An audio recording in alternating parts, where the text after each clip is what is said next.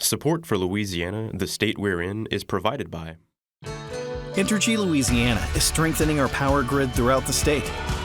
We're reinforcing infrastructure to prepare for stronger storms, reduce outages, and respond quicker when you do need us, because together we power life. Additional support provided by the Fred B. and Ruth B. Ziegler Foundation and the Ziegler Art Museum located in Jennings City Hall. The museum focuses on emerging Louisiana artists and is an historical and cultural center for Southwest Louisiana. And the Foundation for Excellence in Louisiana Public Broadcasting, with support from viewers like you.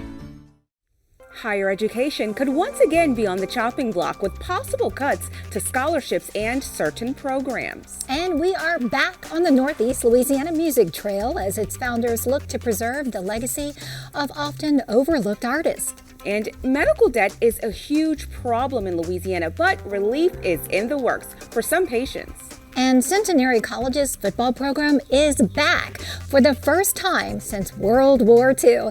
Let's get started. Let's do it.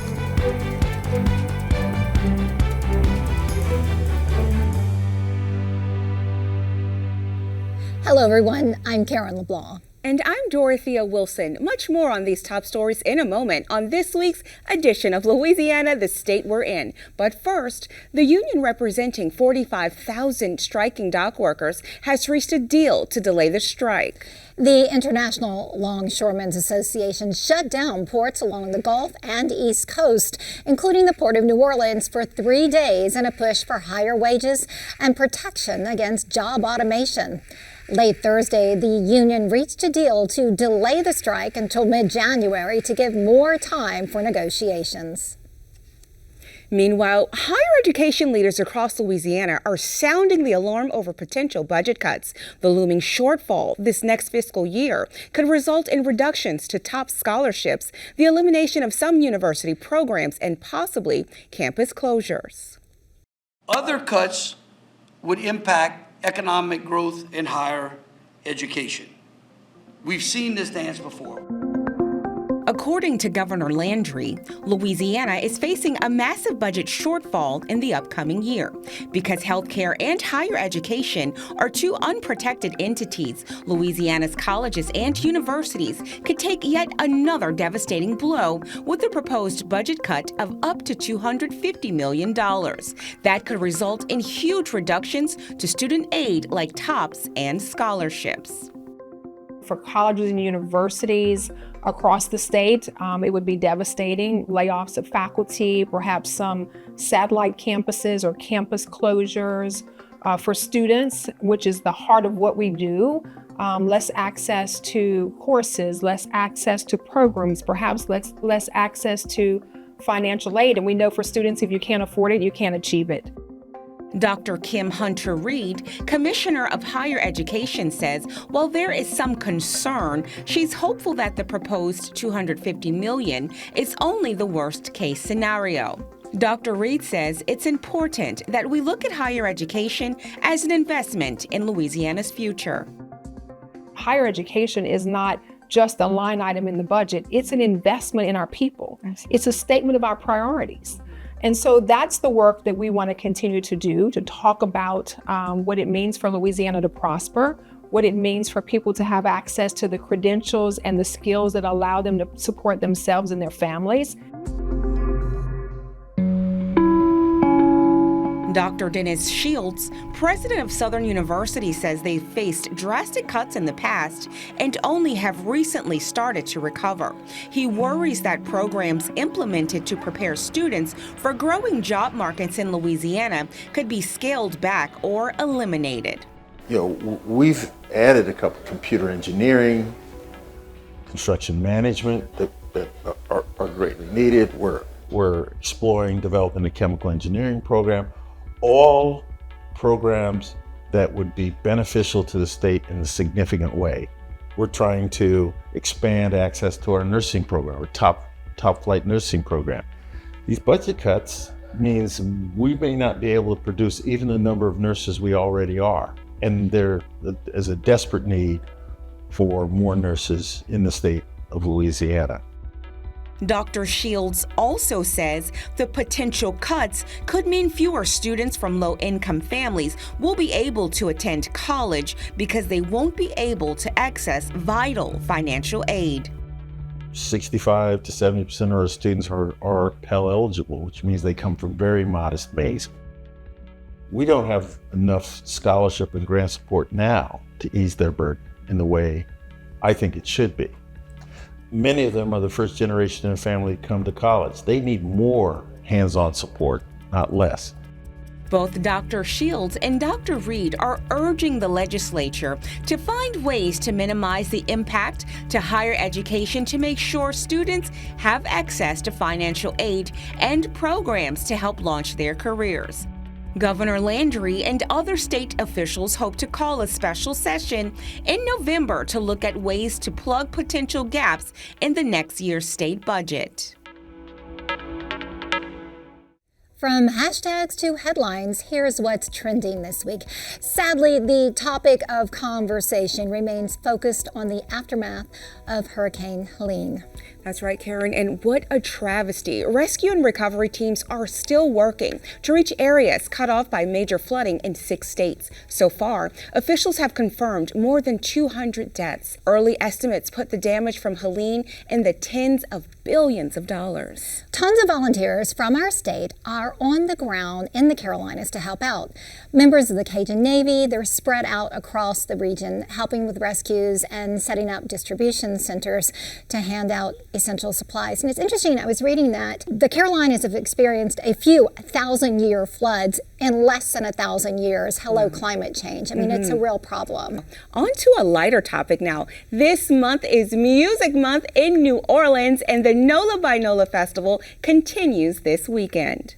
I'm looking forward to sharing all of the great music in New Orleans with the people that come here to experience the cultural and music traditions that our city is so famous for. It's a fantastic time for bring the uninitiated to New Orleans, or people who are far away and love New Orleans. Come and enjoy it under the best circumstances possible. Tons of Louisiana musicians will be performing at venues around the city. NOLA by NOLA kicks off an especially busy period in the Big Easy with numerous festivals. Taylor Swift's Eras Tour, Halloween events, the Super Bowl, then Mardi Gras in the span of just a few months. So much fun! Yeah. And speaking of fun and speaking of music, last week we took you to the Northeast Louisiana Music Trail that highlights singers and songwriters from 12 parishes in the region. We're picking up now in Monroe with a history-making venue that showcased Black performers at a time when segregation was still law, and a look at some of the musicians whose works would otherwise be lost to history. In Monroe, we stop at the Miller Roy building, which once housed the Savoy Ballroom. You can see the people that played there. It's the greatest of all times. Louis Armstrong, Ella Fitzgerald, Lena Horne, Billie Holiday, Sister Rosetta Tharpe, Ethel Waters, Duke Ellington. It says, as they stop on the renowned Chitlin Circuit. What was the Chitlin Circuit? Chitlin Circuit was basically a route that performers played all the way from New York City, all the way down to New Orleans, all the way from Chicago down to New Orleans via Memphis. And the bottom line is it was clubs that African Americans, Black owned, that were safe for these people to play at. A lot of them had hotels in them. There was a hotel out back here, not official, but a place people could stay because Black musicians weren't allowed to stay in white hotels. I mean, it's part of history we can't overlook. Piano player Ivory Joe Hunter often performed at the Savoy Ballroom. His marker stands in front of the Northeast Louisiana Delta African American Heritage Museum. I don't need nobody. Although he wasn't born here, he lived here for 30 plus years and wrote most of his best known hits, like Since I Met You Baby, I Almost Lost My Mind, Blues at Sunrise. These are songs that are in the blues museums worldwide that people recognize as the heart and soul. But his family some of his family still live here. Brenda Roy is Ivory Jo Hunter's niece. Her family roots run deep along the Northeast Louisiana Music Trail. Her grandfather built the Miller Roy Building. Ivory Jo Hunter was a prolific and successful songwriter who owned the rights to his music, which was rare for a Black artist at the time. This year marks the 50th year since his passing, and it seems as if the newer, younger generations would not have any idea who he is. He is said to have written over 7,000 songs, and Since I Met You Baby was his really most popular one. He received gold and platinum records. Several of his songs were featured in movies, TV shows. He was really a musical genius. He was mostly a pianist and just a great guy all the way around. We have to really push his music some and hopefully keep it alive and well and being recorded constantly with other genders so that people know who he was. A lot of Black African American history has been wiped away. And it was done because African Americans weren't allowed to advertise, that was segregated, it was dangerous to let the word out. Part of our mission and part of the honor of doing the music trail is we're able to let people know about these places. At Enoch's Irish Pub in Monroe, a marker honors the musical venue Doyle founded in 1980. The walls are lined with famous names and rising stars who played at the pub. We don't look at ourselves as more important than the music. It's all about our customers and the musicians, and we truly believe that. We love music. If it wasn't for that, we never would have done this. Doyle's son John now owns Enoch's. His daughter Molly Jeter McCuller helps promote the Northeast Louisiana Music Trail and designs the markers, which can cost upwards of $4,500. The entire project is a labor of love that relies on donations. The goal is to eventually do what, like the Mississippi Blues Trail, the Arkansas Rock and Roll Highway, is have people volunteer to go into the school and do a lecture on the Northeast Louisiana Music Trail and bring them to the Civic Center here, where there's hopefully going to be a nice display about the trail, and have these kids learn about it, hear music, country, rockabilly, punk, blues, Delta blues, jazz, and learn about it. I mean, that's what we need anyway. The kids have got to be taught the arts or we're lost. 19 markers stand on the trail. The latest honors Hoss Logan, the host of Louisiana Hayride, famous for coining the phrase, "Elvis has left the building." Additional markers are coming soon. There are so many people that has passed through here who was just great musicians. So I'm really, really excited about it. I'm very happy that they're being recognized and that markers are being put out for these people.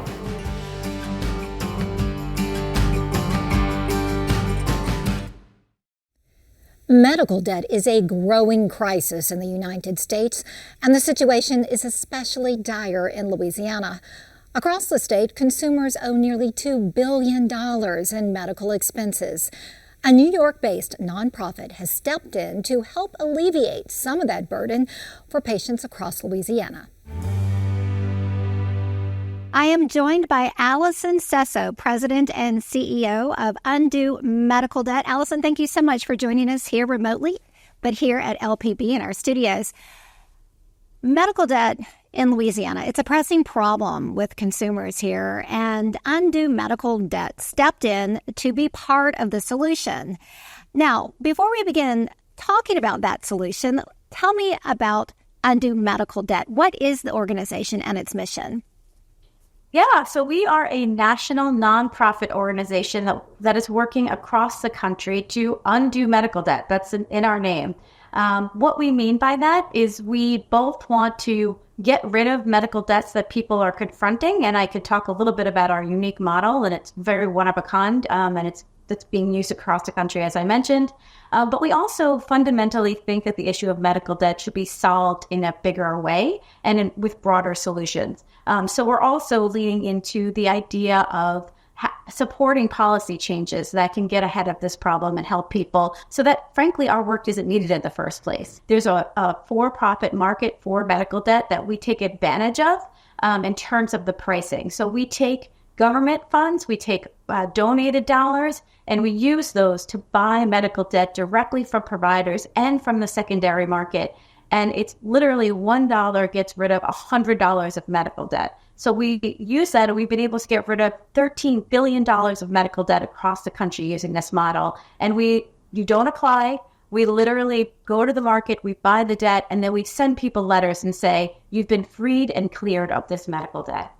Tell me about the work here in Louisiana. You worked with Ochsner Health to buy medical debt here to help out Louisiana consumers. Yeah, so I have to say, Ochsner was a fantastic partner. They're a fantastic provider. They've really thought long and hard about this issue of medical debt, and it's one that falls in their lap. And unfortunately, in our country, many people are underinsured, and they have deductibles that they just can't meet. How much medical debt did you buy, and how did that translate in terms of the number of Louisiana consumers that received the debt forgiveness? So the total that we bought was $366 million, helping 193,000 people. That is a combination of people largely in Louisiana, but also in Mississippi and Alabama as well. And what the impetus for this buy was because of an investment that New Orleans made. And there we were able to help 66,000 people and get rid of $59 million in debt just for people in New Orleans. All right, I want to talk for a minute about what medical debt does to the consumer and their credit. Yeah, so I mean, medical debt is really the number one form of bankruptcy in the country, and so it obviously is a huge problem. It's very, very common, unfortunately, and it does impact people's credit, although I will say not always. It really depends on the hospital, and my understanding is that Ochsner actually does not tend to make this a credit issue. It still does prevent people from going and getting the care that they need, and it does overwhelm people and give them sort of bad feelings about going to the doctor. But in general, credit impact can be significant, and when we relieve these debts, if there was an impact on the credit, it is removed. Have you been able to kind of survey and get a sense of how widespread medical debt is here in the state of Louisiana? I know you're working with Ochsner, but have you been able to get kind of a scope on the problem statewide? So we did look up some numbers in preparation for this conversation, actually, and we do understand that there's about $1.94 billion in Louisiana of medical debt, so it's obviously pretty significant. I will say that Louisiana is not doing so great in terms of collections. There's 22% of people in Louisiana do have medical debt in collections, and that's the third highest in the country in terms of states. This is one solution, one approach, right? But at the policy level, what does Undue Medical Debt want to see happen to further get control of medical debt, not only in Louisiana, but nationwide? Yeah, so there's a couple of solutions. Number one, I think people need to be better insured. So if there hasn't been the uptake of Obamacare or the ACA, as it's also known, we need to ensure that people get better insurance by ensuring that the state is taking that expansion. And a lot of states haven't done that yet. So making sure that we have good subsidies for insurance. So when people walk in the door of the hospital, they have better, more robust insurance that doesn't have a lot of loopholes, either because of deductibles or other out-of-pocket costs. So that's number one. And we need to build off of that. Number two, when somebody does have bad insurance or not fully coverage when they walk in the door, it's important that the hospital have robust financial assistance policies, also known as charity care, in place, where there's either a free care given to the individual or discounted care. And then lastly, if you do end up in medical debt, let's make sure people don't lose their homes, have their wages garnished. Those are called extraordinary collections actions. Let's make sure that those things don't happen to individuals, because it's not their fault that they ended up in medical debt. They simply got sick. In fact, the number one predictor of whether or not you're in medical debt is not related to your insurance status. It's related to whether or not you suffer an illness. Allison Sesso, thank you so much for joining us. I'm sure there are hundreds, if not thousands, of Louisiana consumers very grateful for the work you're doing and continue to do. Thank you so much for covering this. Well, for the first time in more than 7 decades, the Centenary gentlemen are suiting up and taking the field. Well, it's been a long time coming and has been sorely missed in Shreveport. Sports correspondent Victor Howell is joining us to tell us what the program's return means for the area. Victor. Good to see you back here. Yes, it's been a long time coming, and they are very excited up there in this part of the state for sure. We can all remember what it felt like when the world basically shut down for a year due to the COVID pandemic. Well, in 2021, when we were all ready to return to some sense of normalcy, there was more than just a regular return in Shreveport. That year, Centenary College announced it was resurrecting a program that had been dormant for over 70 years, and now that announcement has become reality. We're the best kept secret in the South. Well, we don't want to be a secret. Being what we consider to be Shreveport Bossier's College, we really believe in that, and we really want to emulate that. College football is back in Shreveport. The state's oldest university, Centenary, is once again coming alive on Saturdays with the exciting sounds of tailgating, cheering fans, and football pads colliding. But to appreciate football's return to the northwest corner of the state, it helps to know the past and the reason for the game's long absence. The earliest official mention of Centenary football was back in December of 1894, when the Times-Picayune reported on a game between the Centenary team and the State University in Baton Rouge. The University 11 dominated, winning 32-0. There was excitement in 1895 with reports of the school's first victory in the Times-Democrat. Centenary defeated the Natchez team in Jackson, Louisiana, 16-0. Centenary football made its Shreveport debut in 1908 as the Gladstone Lads, then the Centenary 11, going 3-1 that season, the only loss to Haynesville High.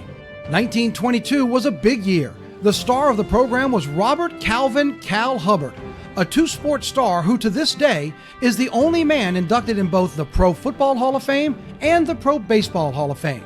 1922 was also the year the university got its mascot name that it still uses today. Apparently there was a fight that broke out during a match, and there was a lot of hullabaloo about that, and it was a black eye on the institution from a public perception standpoint. So the head coach at the time went to the team and said, from now on, you will play like gentlemen. And that stuck. And that's where we got the nickname, the Centenary Gentlemen. And when we added Centenary Women's Athletics, they naturally became the ladies. Over a span of 35 seasons between two locations, Centenary compiled a 62% winning percentage, with wins over much larger institutions like SMU, Baylor, TCU, Texas A&M, and yes, even LSU. In December 1941, with World War II casting its dark shadow from across the globe, the Centenary Board of Trustees discontinued all athletic activities for the duration of the war emergency. Football never returned. Other sports were revived, and what was once the NCAA's smallest Division I school moved down to Division III. In November of 2021, the university's president made a long-hoped-for announcement. With over $1 million in fundraising already gifted to the school, gentlemen football was returning to campus and the Shreveport Bossier City area. There's just so much history, so much positive history, and to be able to start a new chapter of that is amazing. It's really more about the love that the community showed us. There was a lot of love, a lot of support early on. So that's really the only thing we think about is we're not playing for ourselves, we're playing for our city and everybody who loves to come to our games, who they just love Shreveport, and that's what we play for. The task of leading the return of football on the field was given to head coach Byron Dawson, a Shreveport native who played for LSU and has coached at the high school and college levels in the state. Man, that was like a dream come true. You know, to be able to come back to my hometown and do something that I love. You know, I had the opportunity to spend 2 years at Tulane under Willie Fritz. And one of the things that I noticed that a lot of young men was getting overlooked, especially when it came to the transfer portal, especially high school student athletes.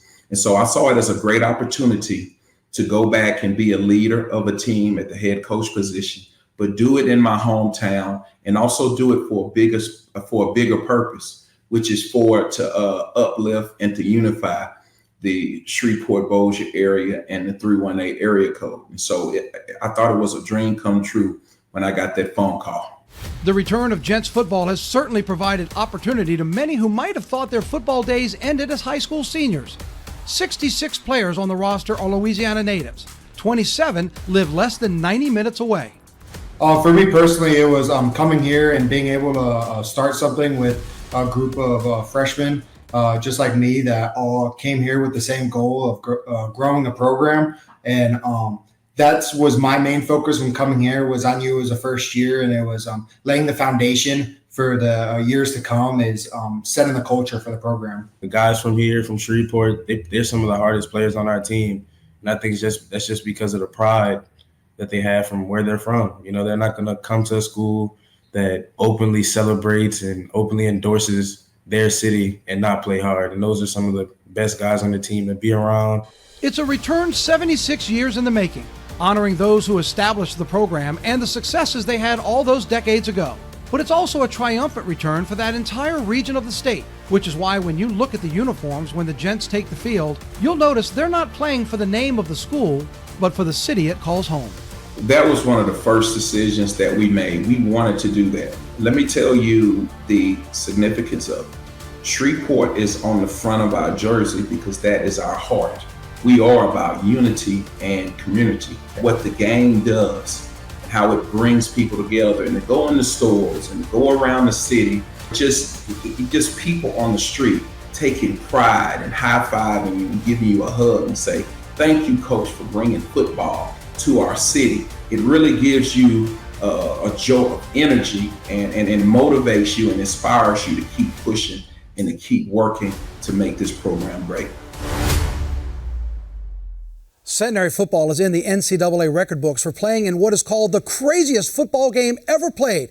1939, playing Texas Tech in a torrential downpour and 2 inches of standing water. The two teams combined for, you ready for this, 77 punts and just 30 total yards of offense. In fact, for one stretch in the second half, there were 22 punts in a row. Karen and Dorothea, when it was all said and done, 13 records were set in that wild night, and the score, 0-0. I mean, that sounds like another 1,000-year flat on the football field. Exactly. What a night that must have been, huh? Oh, yeah. How exciting, though, for it to be coming back. Yeah. The stadium is the perfect size for them. They've been waiting for this to happen. They've gotten the interest there. The community's behind it. It's a wonderful time for football fans now. All right. Well, we are rooting for them. That Absolutely. was a great report. Thank you. Well, that's our show for this week. Remember, you can watch anything LPB anytime, wherever you are, with our LPB app. That's right. You can catch LPB news and public affairs shows, as well as other Louisiana programs you've come to enjoy over the years. And please, like us on Facebook, X, and Instagram. For everyone at Louisiana Public Broadcasting, I'm Karen LeBlanc. And I'm Dorothea Wilson. Until next time, that's the state we're in.